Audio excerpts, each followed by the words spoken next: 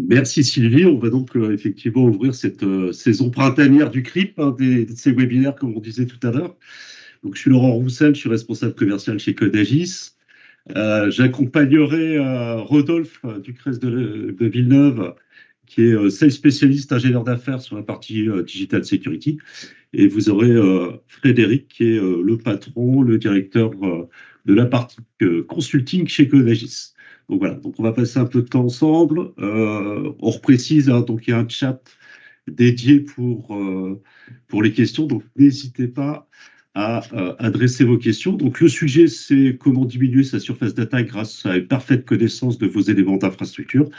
Donc on va balayer les défis, les risques et puis les solutions et les bénéfices. Voilà un petit peu pour l'agenda. On aura l'occasion de se présenter, de revoir les différents items, défis, connaissance de l'infra et mieux maîtriser son environnement. Et puis on finira par une session de questions-réponses. Alors, on représente aujourd'hui Codagis, sa partie intégration et sa partie digital security. Donc, Codagis, c'est un groupement de SN, donc, qui a pour vocation de moderniser et sécuriser vos infrastructures.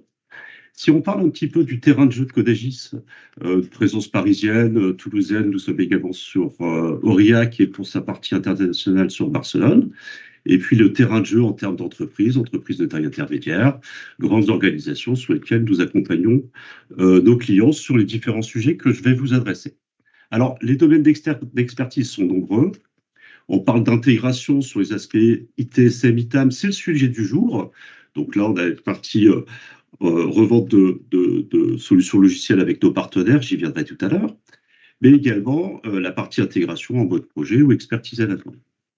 Un centre de service avec un pôle français et un pôle espagnol, sur lesquels vous allez retrouver différents dispositifs allant du service externalisé de votre cellule support jusque des services managés complets en passant par la MCO. Et puis, sujet du jour, représenté par Rodolphe, la partie cybersécurité, sur laquelle on aura trois axes. La partie microSOC, SOC, on voit le lien avec la partie Managed Services, et puis la partie audit, également avec des campagnes de pentest, de phishing, qui peuvent évidemment donner lieu à du conseil sur la gestion des risques, la gestion des crises, et puis sur des plans de sécurité complets. Un dernier axe en termes de savoir-faire chez Codagis, la partie consulting, sur lesquels vous allez trouver des projets, enfin des profils, pardon, sur lesquels vous allez vous engager sur du moyen terme, autour de, je dirais, d'expertise télécom et réseau. Voilà. Alors, quelques chiffres sur Codagis. Voilà, on a plus de 20 ans d'existence pour certaines des entités qui représentent le groupe. Et puis, nous avons à peu près 125 collaborateurs au travers des différentes entités et savoir-faire du groupe. Alors, si on se penche un petit peu sur la partie intégration, j'ai déjà dévoilé certains sujets sur d'autres domaines d'expertise. On va plus s'intéresser aujourd'hui à la partie IT Service Management, donc comment la partie connaissance de son infra peut aider à sécuriser son environnement. Donc ça sera la partie IT.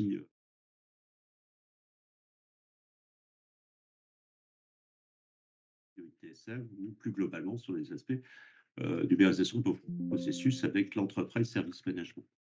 Le terrain de jeu à peu près identique à ce qu'on a pu découvrir au travers du groupe. Et nos domaines d'expertise sont nombreux. On en a déjà cité certains, ITAM, ITSM, ESM, et également expertise autour de la sécurisation des endpoints. Et puis, on regardera principalement aujourd'hui la partie cartographie de vos infras, donc la partie supérieure gauche, cartographie des datacenters. Alors, au travers de ce webinaire et le temps que nous allons passer ensemble, vous allez découvrir une solution qui est une solution d'un de nos partenaires historiques qui est BMC, solution de BMC Discovery hein, sur la partie gauche ici. Mais vous avez également d'autres solutions TSM, d'ESM et de client management, donc plus globalement d'administration technique de parc. Donc voilà, donc, BMC, notre partenaire technologique pour ce webinaire. Des clients, tout type de clients, pas de verticaux spécifiques, que ce soit privé, public, sur lequel, je dirais, Codagis va délivrer ses expertises et ses projets. Alors, venons-en au sujet du jour. Donc, les infrastructures, donc comment connaître son infrastructure, gagner en visibilité pour mieux le sécuriser.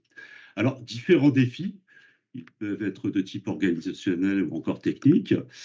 Si on s'intéresse plus précisément à la partie organisationnelle, ben, on a pris quelques items on a de retour de nos clients, ce qu'on constate sur le marché, c'est que les informations sont conservées en mode silo.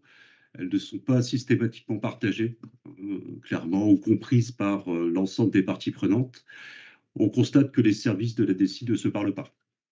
Ça, c'est un fait. Et là, on va tomber sur un problème de connaissance de l'infrastructure par rapport à, je dirais, les demandes de la sécurité.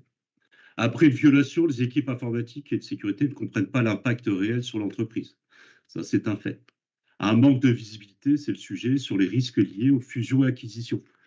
Vous constatez également que lors de rachats d'entreprises, on met plusieurs semaines, plusieurs mois avant de pouvoir, j'ai même constaté plusieurs années avant d'avoir une visibilité complète sur les différents composants d'infrastructure de la société qui a pu être absorbée.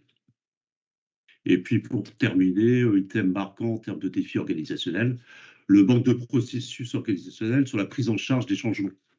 Que faire? Qui avertir? Que mettre à jour lors de la mise en place, la mise à jour d'un nouvel élément d'infrastructure? Donc voilà, quelques items en termes de défis organisationnels. Si on regarde un petit peu les défis techniques, vous êtes confrontés tous les jours à ça, c'est tout d'abord cette découverte automatique. Comment mettre en place des outils et des procédures de découverte de vos environnements, que ce soit chez vous ou encore lors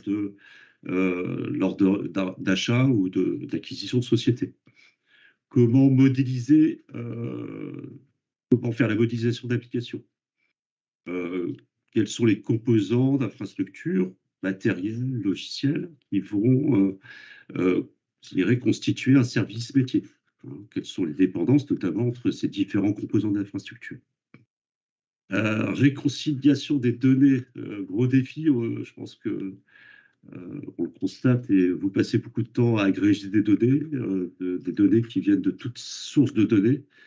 On passe beaucoup de temps dans Excel pour avoir une bonne visibilité sur l'ensemble des composants de votre infrastructure. Vrai sujet autour des défis techniques, gérer le cycle de vie des CI, de l'achat en passant par la maintenance jusqu'à son obsolescence. Comment gérer tout ça? Comment gérer, que ce soit la partie licence ou encore la versionning, entre ce que vous avez acheté, ce que vous avez installé, ce que vous utilisez réellement dans l'entreprise, et comment gérer les versions. Comment garder un niveau de conformité sur l'ensemble de vos composants pour qu'il y ait un maximum de capacité de gestion, de mise à jour et de sécurisation de ces différents composants d'infrastructure. Donc ça, ce sont des vrais sujets, notamment en termes de vulnérabilité. Alors, on peut faire également, en termes de défis, un focus tout particulier sur la partie migration vers le cloud. Je pense que c'est des sujets que vous adressez régulièrement. Les activités de migration et de transformation numérique sont de plus en plus, sont plus longues et plus coûteuses par la méconnaissance de votre écosystème de votre IT. Comment arbitrer sur des investissements si vous ne connaissez pas votre environnement, si on veut migrer, il faut connaître la source et ensuite on en définit le chemin de migration. Quelle stratégie bâtir sans connaissance précise de l'état actuel de votre système d'information? Et quels sont les liens entre les CI, on-premise, dans le cloud? Donc voilà, l'ensemble de ces composantes sont, lors des migrations, l'ensemble de ces items, lors des migrations vers le cloud, doivent être connus pour adresser de meilleure manière qu'il soit ces migrations vers le cloud. Alors, on va adresser cette fois-ci avec Rodolphe justement, quels sont les risques auxquels les entreprises s'exposent en cas de méconnaissance des composants de leur infrastructure. Alors, avant de te laisser la parole, Rodolphe, on va peut-être un petit peu rappeler quelques concepts, notamment en termes de composants d'infrastructure. Alors, d'abord, qu'est-ce que c'est qu'un composant d'infrastructure? On parlera, je te laisserai la main sur la partie surface d'attaque, mais d'abord, les composants d'infrastructure, ils sont nombreux. D'abord, les endpoints. Alors, vous les connaissez, ils sont divers. Le poste de travail, en situation de mobilité aussi. Les serveurs, les mobiles également sont des composants d'infrastructure.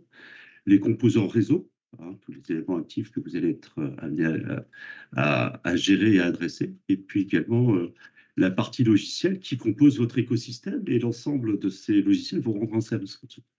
Donc ça, c'est voilà, ce que c'est qu'un composant d'infrastructure.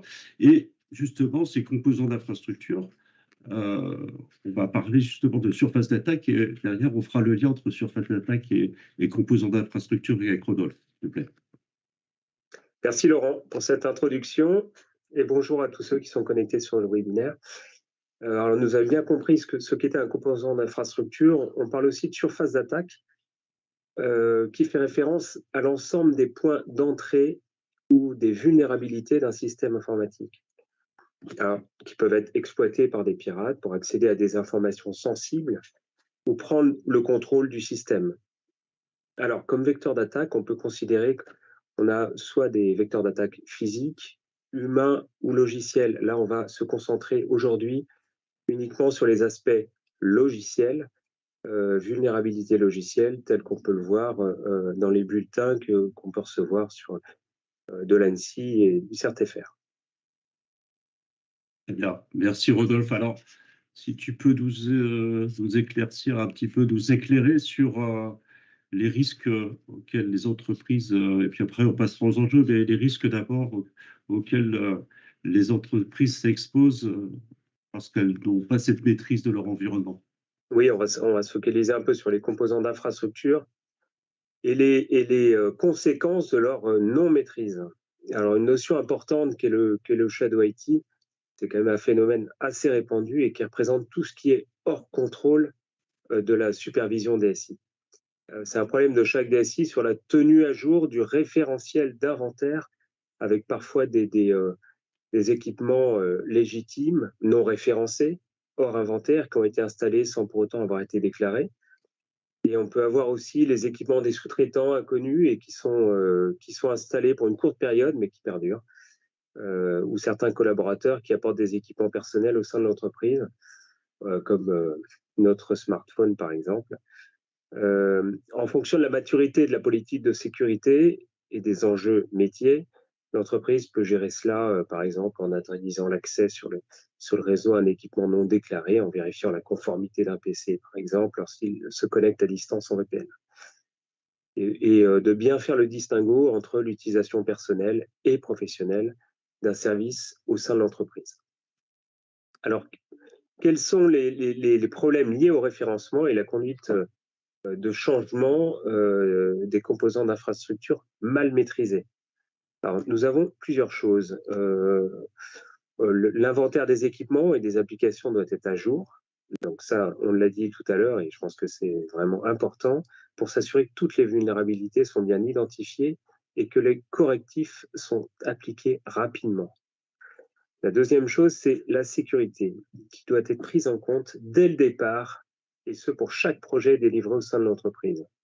Si cette approche n'est pas appliquée, cela peut conduire à des failles de sécurité potentielles qui peuvent être exploitées par des attaquants. Par exemple, les tests de pénétration, les pentests en recette peuvent aider à identifier les vulnérabilités potentielles avant la mise en production. Le troisième point, c'est les modifications apportées aux équipements et aux applications doivent être documentées pour garantir une bonne gestion des changements. Et si ces modifications ne sont pas suivies, cela peut conduire à des failles de sécurité ou des erreurs pouvant entraîner des pannes du système.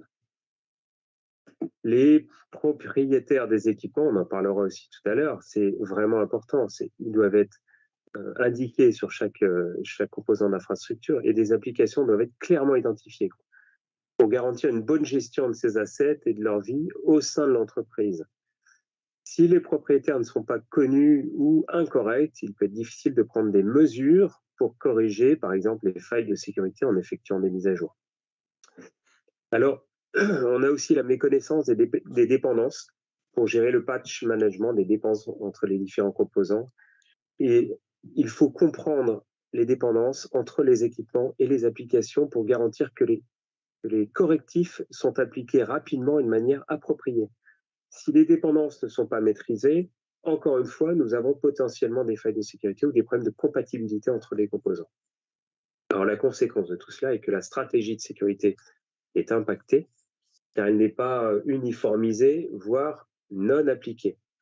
Donc ça, c'est important. Alors, ça veut dire quoi? Ça s'illustre par un manquement sur les périmètres suivants, la partie maintien en condition opérationnelle, ou la mauvaise gestion d'une panne d'un équipement, s'il n'est pas correctement référencé, si on ne sait pas où il est, si on ne sait pas quel est le propriétaire, etc. Le maintien en condition de sécurité, incluant tout ce qui concerne, par exemple, le renforcement de la sécurité des systèmes, le hardening, la protection des composants d'infrastructure, pas de prévention liée aux vulnérabilités.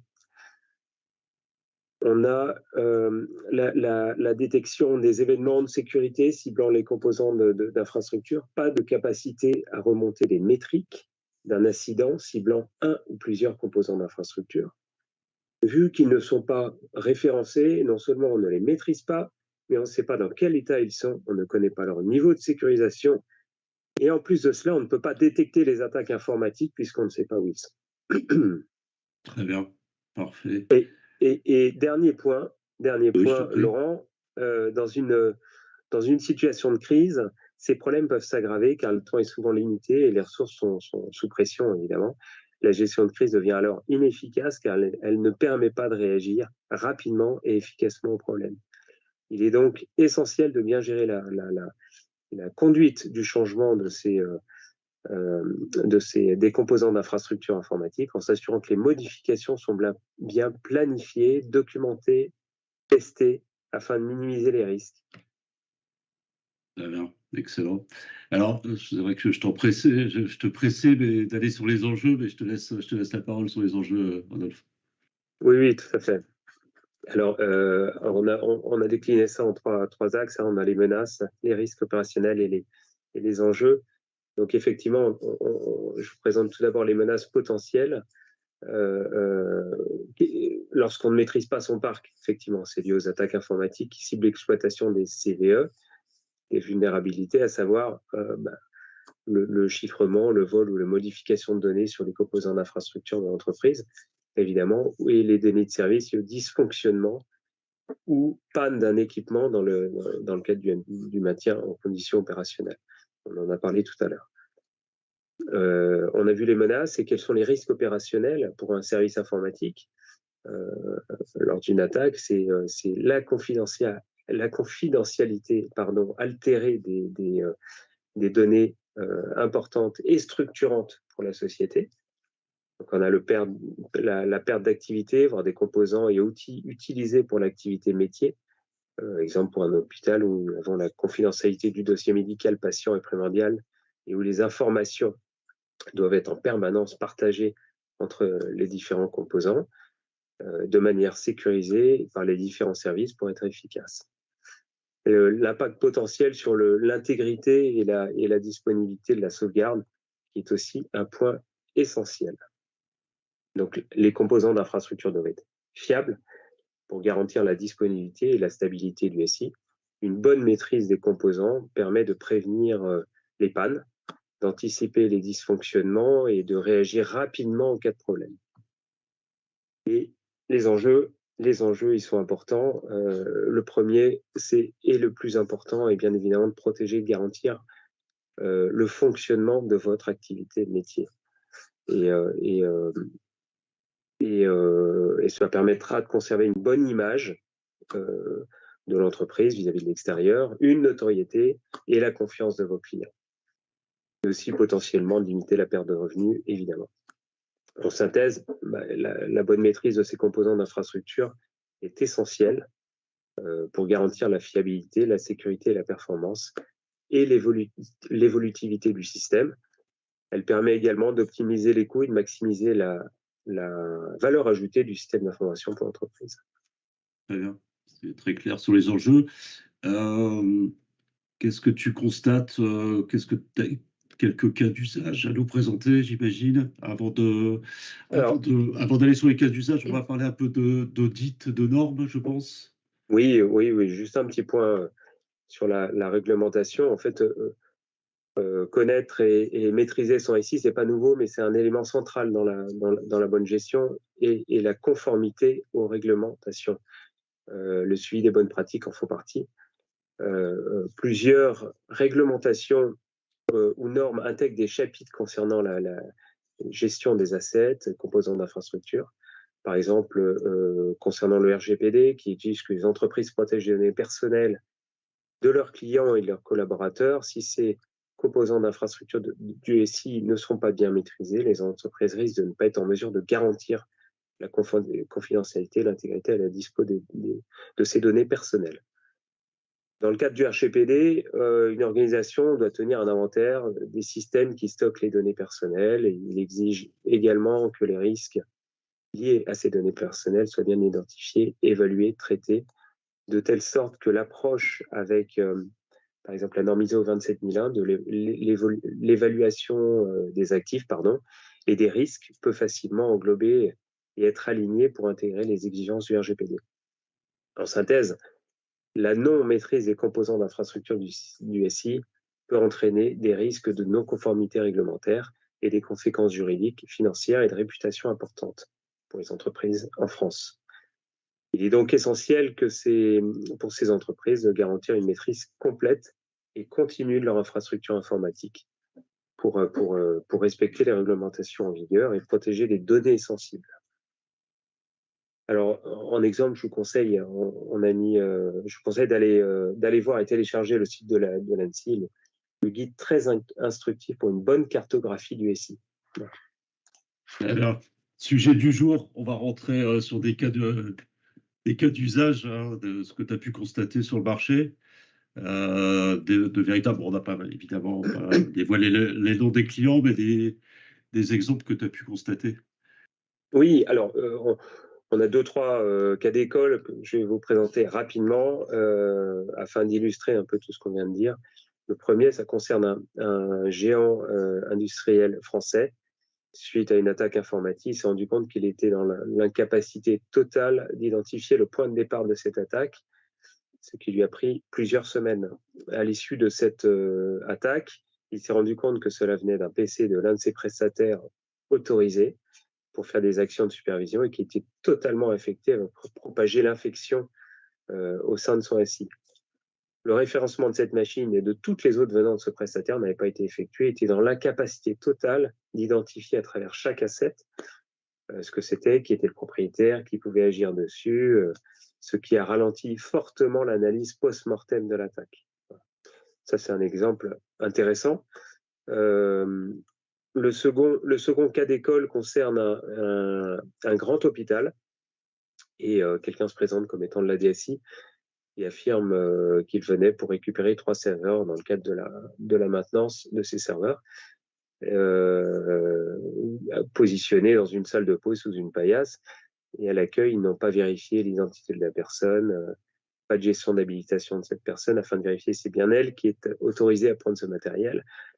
Tout le monde fait confiance à cette personne qui a pu récupérer le matériel alors qu'elle ne fait pas partie de la société en charge de la maintenance. D'une part, il n'y a pas de processus pour la gestion des assets. D'autre part, concernant l'asset, à part de savoir que le matériel appartenait à la DSI, on n'avait pas le nom de la personne habilitée à venir et de gérer la maintenance sur cet équipement. Si cela avait été correctement référencé et qu'il y a eu des processus en place et la maîtrise de ce composant d'infrastructure, on aurait pu éviter le vol. Et le troisième cas d'école, toujours dans le monde médical, ça concerne des équipements un peu exotiques, biomédicaux, qui sont connectés au réseau de l'hôpital, donc sur lequel il y a potentiellement des données de santé qui sont très souvent pas patchées, soit parce qu'ils n'ont pas été correctement référencés, soit parce qu'on ne fait absolument pas de patch management sur ce type d'équipement un peu, comme je le disais, exotique. Et on ne les référence pas, on ne les suit pas dans un inventaire, et le patch management n'est pas correctement réalisé. On se retrouve du coup avec des risques de rebond, comme il y a pu avoir à partir d'une machine affectée vers ces machines qui peuvent alors servir de rebond vers une autre partie du système d'information. Ils peuvent fournir ces informations de santé patient. Voilà pour ces 3 cas d'école synthétisés. Très bien, bah, effectivement, que ce soit sur les risques ou les cas clients, les cas d'usage, je pense qu'on pourrait en parler pendant des heures avec, Oui, on en a beaucoup, oui. ne serait-ce qu'avec toi ou encore avec tes équipes. Bah, merci Rodolphe. On va illustrer en fait ce qu'on s'est dit, c'est-à-dire cette méconnaissance, comment découvrir vos composants d'infrastructure avec une démonstration d'une solution que nous préconisons à la fois sur des problématiques d'infrastructure, mais des problématiques justement de découverte de cette infrastructure au service de la sécurité. Donc, on va passer la main à Frédéric avec une démonstration, donc je le disais en introduction, de BMC Discovery, donc BMC, notre partenaire sur cet événement. Et Frédéric va vous décrire cette solution qui est unique sur le marché en termes de découverte, cartographie et dépendance de vos composants d'infrastructure. Frédéric, à toi, si tu veux bien. J'imagine que tu veux bien. Bah écoute, oui. Bonjour à toutes et tous. Comme le disait Laurent, je vais m'atteler à illustrer les différents propos de Rodolphe et Laurent sur cette thématique. Avant de rentrer dans la démonstration en tant que telle, quelques mots sur cette solution qui est, comme le disait Laurent, assez unique sur le marché. C'est une solution de découverte qui a une méthode de découverte sans agent. Donc ça, c'est vraiment très, très important à prendre en compte sur les problématiques de découverte, hein, puisqu'on n'a rien à déployer sur les différents composants de votre architecture pour pouvoir collecter les différentes données. La solution est disponible en SaaS ou on-premise en fonction de vos spécificités. Et on va pouvoir, à partir de la console que vous voyez là, qui est une console web, pour lancer des découvertes et analyser les résultats. Quels bénéfices vous pouvez attendre de ce type de solution? La première, ça va être de maîtriser ce que vous avez au sein de votre infrastructure, puisqu'elle va remonter tous les composants matériels, les composants réseau et les composants logiciels. C'est ce que vous voyez actuellement à l'écran sur ce tableau de bord, où je vais avoir le détail de mes composants serveurs, de mes composants réseau, de mes composants logiciels. Ça, c'est le premier bénéfice, maîtriser son infrastructure. Et l'une des forces de la solution, c'est aussi de restituer tous ces résultats sous forme de cartographie et ainsi vous permettre, et c'est le deuxième bénéfice, de comprendre votre environnement. On est sur des environnements qui évoluent énormément. Les liens entre les différentes couches, que ce soit infra et logiciels, sont impossibles à maintenir manuellement. Et la solution fait le travail pour vous grâce à l'intelligence qu'elle met sur les données qui sont collectées. Elle va vous restituer les liens entre ces différentes couches sous forme de cartographie, donc de façon très visuelle. On va pouvoir aussi, et c'est le troisième bénéfice, agréger ces données pour les compléter et définir à qui appartient la responsabilité des équipements qui sont découverts. Ça rejoint ce que disait Rodolphe, c'est maîtriser son environnement, c'est aussi maîtriser l'aspect localisation. C'est une donnée aussi qu'on va pouvoir compléter dans BMC Discovery. Et sous quelle responsabilité est l'équipement. Puis, vous allez aussi pouvoir, on le verra dans la démonstration, modéliser vos services métiers directement au sein de l'application. Ça va vous permettre de faire des analyses d'impact qui sont fines, précises, de mieux maîtriser vos changements et aussi, on le verra, de pouvoir envisager de façon plus sereine vos problématiques de migration vers le cloud en comprenant les interactions entre ces différents composants.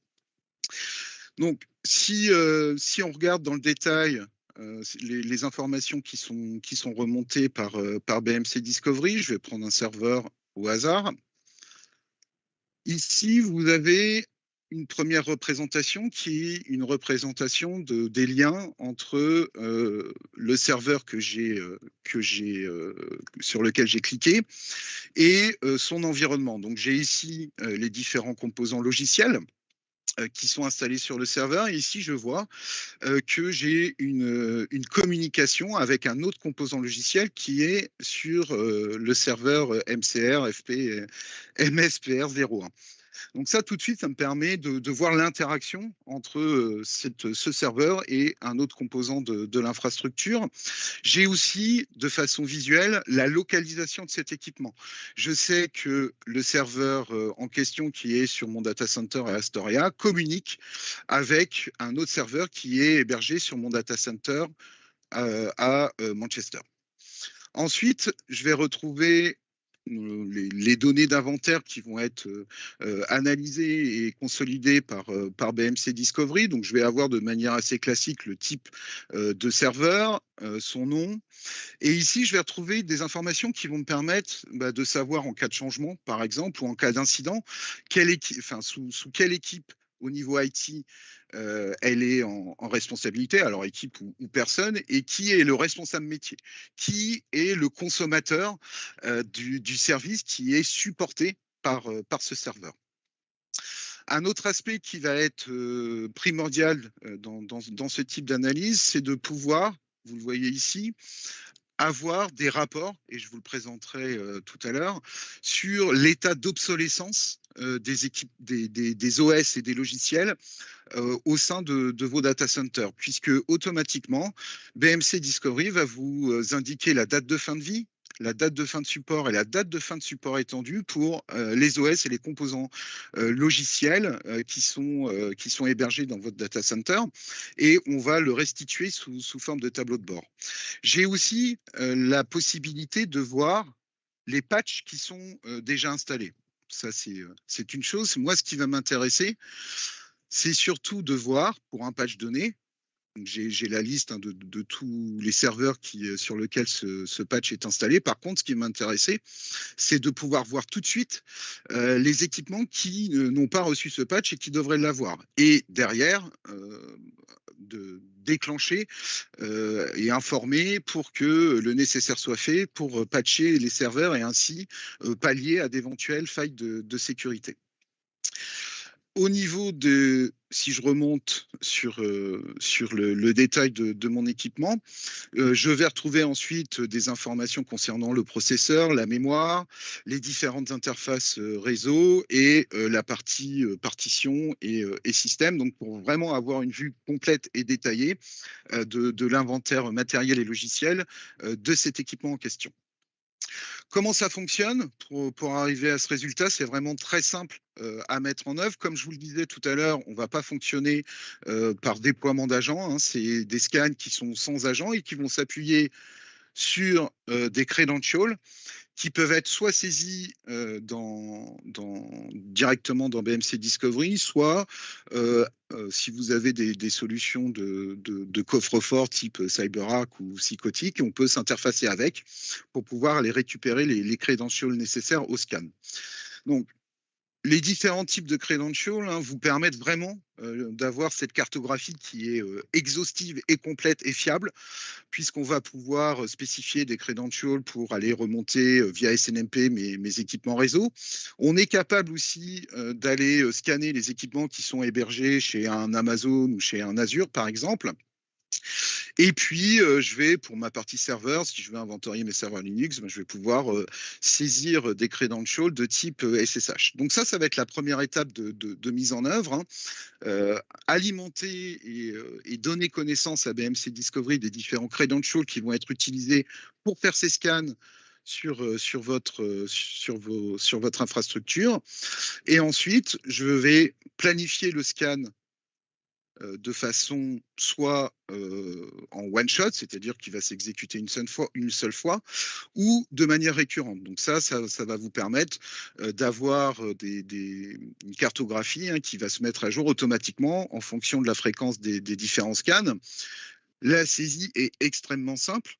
Je vais pouvoir renseigner ma plage ou mes plages IP que je désire scanner, et puis le scan va s'exécuter, et en sortie de scan, vous aurez automatiquement la cartographie que je vous ai montré juste avant. Donc ça, c'est vraiment très, très simple d'utilisation, et ça vous permet rapidement de pouvoir lancer des scans sur votre infra et déjà avoir une connaissance exhaustive et fiable des équipements et des liens qu'il y a entre la couche infra et la couche logicielle. L'un des points forts aussi de la solution, c'est la capacité que vous allez avoir de modéliser vos services métiers directement dans l'application. Comment ça se traduit? Je vais pouvoir soit taper un nom de serveur, si j'ai connaissance plutôt du serveur sur lequel est installé le composant applicatif que je veux modéliser, ou soit taper un nom d'application. Ici, j'ai tapé Jira. BMC Discovery va me restituer en fait ce qu'il trouve et qui contient le mot Jira. Je vais cliquer sur les instances logicielles qui sont ici. Je ne suis pas un spécialiste Jira, donc je vais tout sélectionner et je vais cliquer sur l'aspect visualisation. Donc là, qu'est-ce que je vois? J'ai ma cartographie qui m'est présentée, qui va m'indiquer les différents composants logiciels ici en vert qui contiennent le mot Jira. Et je vois en passant ma souris que j'ai une partie qui est chez Amazon et une partie sur Manchester. Donc là, vous voyez, on va pouvoir aussi cartographier des environnements hybrides avec une partie qui est hébergée chez vous et une partie qui est hébergée dans le cloud. Donc là, je vois, si je vais un peu dans le détail, que j'ai ici un load balancer et une communication qui est faite avec la partie soft, Confluence, qui est hébergée dans mon data center de Manchester. Moi, ce qui va m'intéresser dans un premier temps, c'est de modéliser mon service métier qui est hébergé dans mon data center à Manchester. Donc, pour ce faire, je vais tout simplement cliquer sur le mode sélection. Tac.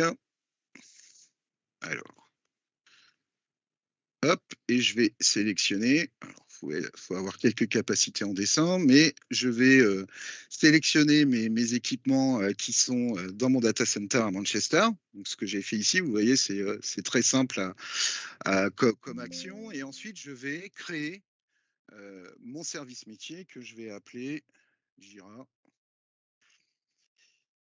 Webinaire. Et je vais le publier.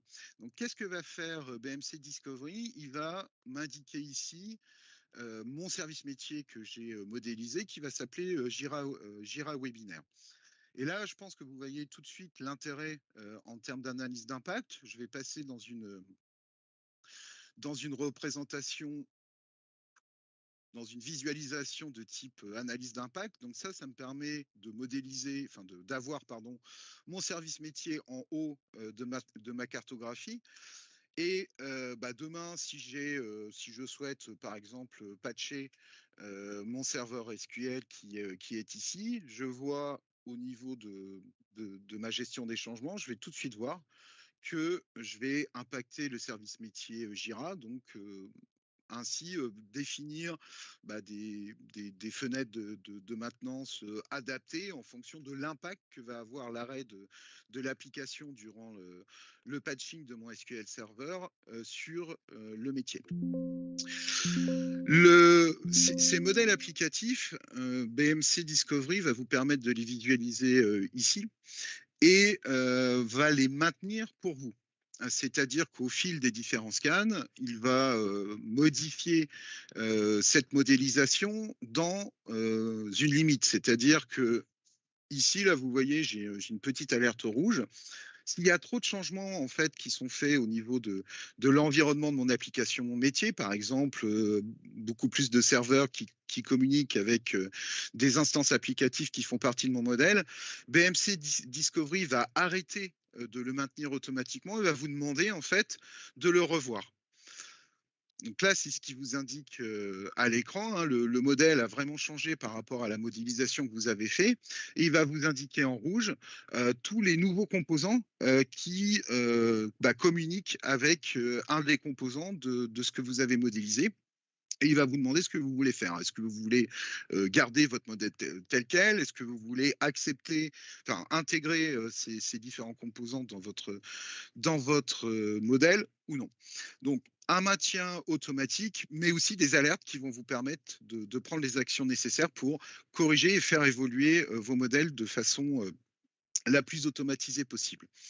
Je vous parlais tout à l'heure de tableaux de bord. Vous avez un certain nombre de tableaux de bord qui sont à disposition.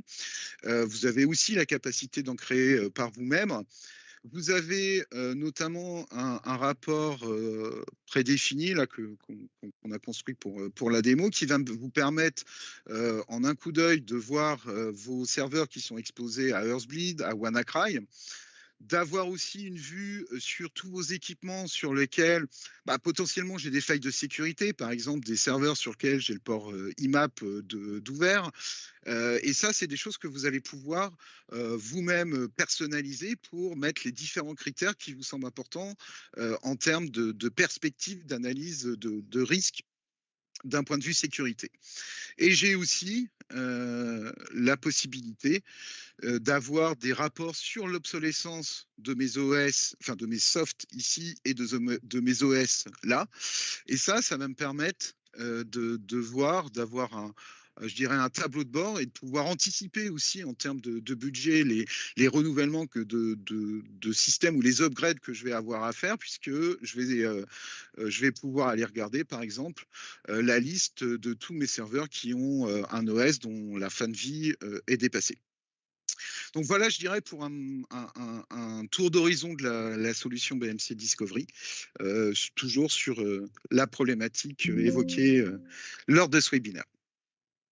Alors, même combat qu'avec Rodolphe, Frédéric, on pourrait passer, le produit est tellement riche qu'on pourrait passer beaucoup de temps à découvrir les solutions BMC Discovery. Alors, on peut parler pour conclure des différents bénéfices de bien maîtriser son infrastructure pour la sécurité. Alors, on l'a vu lors de la démonstration que les solutions permettent une meilleure visibilité. De compléter la posture de sécurité grâce à une meilleure vue et une vue consolidée telle que tu l'as démontré sur la présentation, donc consolidation des actifs, visibilité sur les vulnérabilités, et également une visibilité sur les logiciels non pris en charge ou obsolètes, ça c'est très important. Et puis derrière, capacité au travers de reports tout préparer, donc out of the box, qui permettent de préparer les audits et d'être, que ce soit des audits internes ou externes, et d'être confronté, je dirais, de manière aisée à ce genre d'interrogation. Alors, si on parle d'audit, on parle de coûts de préparation. Une fois de plus, je reviens sur ce qu'on disait en introduction, c'est le temps passé à la collecte des infos, à l'agrégation des données, pour une meilleure compréhension des infrastructures est important dans les entreprises. En termes de coûts également, capacité, lorsqu'on connaît bien son environnement, de se projeter en termes d'investissement sur des environnements obsolètes ou sur des initiatives de transformation également. Et puis, on va être en capacité de réduire drastiquement les composants d'infrastructure inutiles et donc de concentrer sur différentes initiatives les budgets à des choses qui vont participer, je dirais, au business de l'entreprise. Donc, on a parlé de coûts ici sur des items, mais globalement, la sécurité, c'est garantir une disponibilité, l'image de marque, attention à l'image de marque aussi pour qu'elle soit inchangée, et puis éviter la fuite des données. Alors, en substance, c'est aussi gagner en agilité et en qualité de service au travers de processus automatisés, de visibilité sur l'infrastructure et capacité, je dirais, d'être en appui sur la stratégie go-to-market de l'entreprise. Donc, en conclusion, avant de passer aux questions, on a balayé les défis, on a mis en avant les enjeux sécuritaires. BMC Discovery répond à ce manque de visibilité qu'on constate et que vous constatez chez vous, on constate chez nos clients, avec avec BMC Discovery, on constate vraiment des bénéfices en termes de sécurité et de coûts. Et c'est vraiment des choses qu'on est à même de partager avec vous, des expériences clients ou des retours sur expérience des règles. Oui, Bérangère, donc ce que je disais, c'est que on t'avait pas présenté donc au pilote du marketing chez Codagis. Tu as sûrement des questions, soit dans le chat, soit par mail. Bon, il y a eu une coupure, on s'en excuse. On enverra l'enregistrement complet. Alors, on finit par les questions, Bérangère?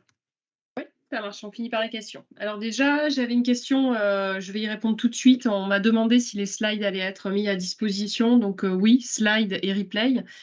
En termes de questions, alors du coup, je reprends le chat. Moi, j'ai reçu 2 questions. Alors, Laurent ou Rodolphe, comment vous arrivez à faire le lien entre les vulnérabilités et les assets?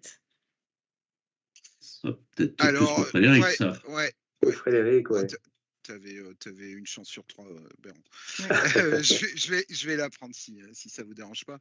On va remonter en fait l'état de patching, notamment grâce à BMC Discovery. On va remonter aussi l'ensemble des communications, et sur cette base, on va pouvoir la restituer sous forme de tableau de bord et présenter justement le lien entre ce qui est potentiellement vulnérable et les serveurs ou les équipements qui sont concernés.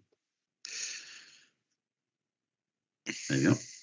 Très bien, merci Fred. J'espère que ça a répondu à la question. Deuxième question que j'ai, la surface d'attaque n'est-elle pas normalement plus étendue que les composants d'infrastructure seuls? Alors là, c'est peut-être pour moi. Effectivement, Bérangère, on l'a un peu évoqué tout à l'heure. Hein. Nous avons les vecteurs d'attaque qui sont soit physiques, humains et logiciels. On s'est vraiment focalisé aujourd'hui sur la surface d'attaque logicielle. Alors, pour traiter tout ce qui est physique ou humain, on peut évidemment avoir des failles au niveau humain ou physique à l'entrée dans les locaux de l'entreprise. Donc, on a pour ça on propose des prestations de sensibilisation aux collaborateurs, des tests d'intrusion, comme l'a présenté tout à l'heure Laurent. Mais globalement, oui, il existe plusieurs des vecteurs d'attaque autres que logiciels. Voilà. Très bien. Merci Rodolphe. Bérangère, une dernière question. Non, alors Non, ça va. J'ai fait une petite relance dans le chat. Je ne sais pas si les participants la voient, mais je n'ai pas d'autres questions. Parfait. Merci à tous. Alors, voilà. Merci au CRIC d'avoir organisé ça. Merci aux participants, bien évidemment. Retrouvez toutes les informations. N'hésitez pas à nous suivre. On anime régulièrement le marché sur des sujets, je dirais, croisés, que ce soit en termes d'intégration, d'infrastructure et de sécurité. Donc, n'hésitez pas à nous suivre sur les différents réseaux et sites web. Voilà, j'ai plus qu'à vous remercier une fois de plus pour ce temps consacré. À très bientôt. Je vous souhaite une belle journée, une belle semaine, et puis à bientôt sur les réseaux. Merci à tous. Merci tout le monde.